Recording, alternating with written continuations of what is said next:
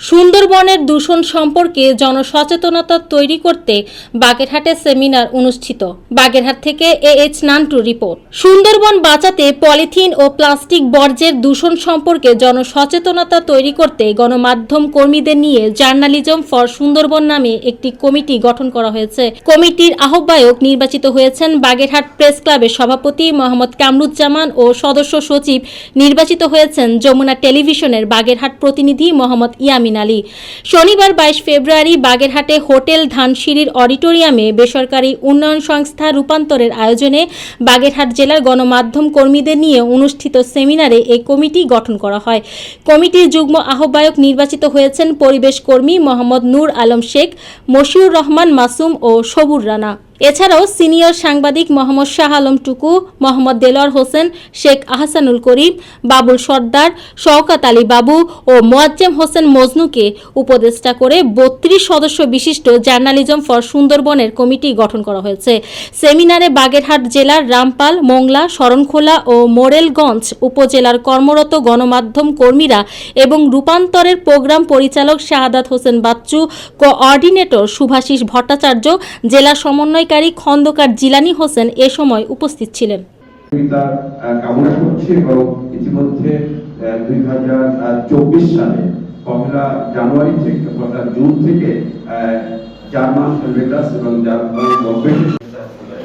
তো আমরা সেই থেকে সুন্দরবন একাডেমিকে ঘিরে আমরা সুন্দরবন সুরক্ষার জন্য নানান ধরনের কারণ যে কটি ভয়াবহ সাইক্লোন আমরা দেখেছি গত 2-3 দশক ধরে সুন্দরবন রক্ষা কবচ হিসাবে তারপরে যে বীজ বন্ধ হবে এটা বন্ধ সম্ভব, তাহলে এটা সম্ভব না।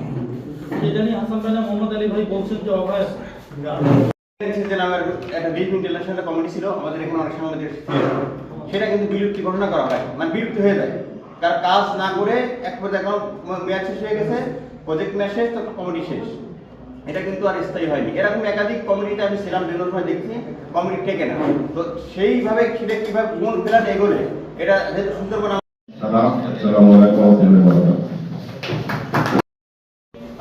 6 জন বা 7 জনের যে কনভেনার কমিটি হচ্ছে এটা তো আজীবনের জন্য না, এটা একটা নির্দিষ্ট সময়ের জন্য আপনারা এই কনভেনার কমিটি পূর্ণাঙ্গ কমিটি তৈরি করবেন। সদস্য কারা হবেন, এখানে যারা আছেন এর বাইরেও সদস্য যদি কেউ আপনারা গুরুত্বপূর্ণ মনে করতে পারেন আপনারা মেম্বার নাও করতে পারেন, সেই ডিসিশন কিন্তু আপনারা নেবেন। এবং আমরা হয়তো আমরা প্রতি 3 মাসে আপনাদের সাথে মিটিং করার জন্য কিছু সুযোগ সুবিধা আছে, তার মানে এই না যে আমরা আজকে আপনারা মিটিং করবেন তাই ছাড়া।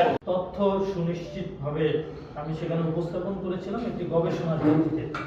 একটি প্রতিষ্ঠান গবেষণা করেছে, আমি সেই গবেষণাটাকে সেখানে হাইলাইট করেছি। সাংবাদিক সবাইকে বাগেরহাট প্রেস ক্লাবের পক্ষ থেকে শুভেচ্ছা জানাচ্ছি। আজকে আপনারা যে দায়িত্ব আমাকে দিয়েছেন, আমরা এই কমিটি আপনাদের সাথে নিয়ে কাজ করতে চাই। আমাদের যে সদস্য সচিব বলেছেন যেন বিশেষ করে মোংলা এবং শরণখোলা যে সাংবাদিক ভাইরা যারা আছেন তাদের সহযোগিতা সবচেয়ে জরুরি এবং সবচেয়ে বড় ধরনের সহযোগিতা আপনারা করবেন বলে আমরা আশা করি।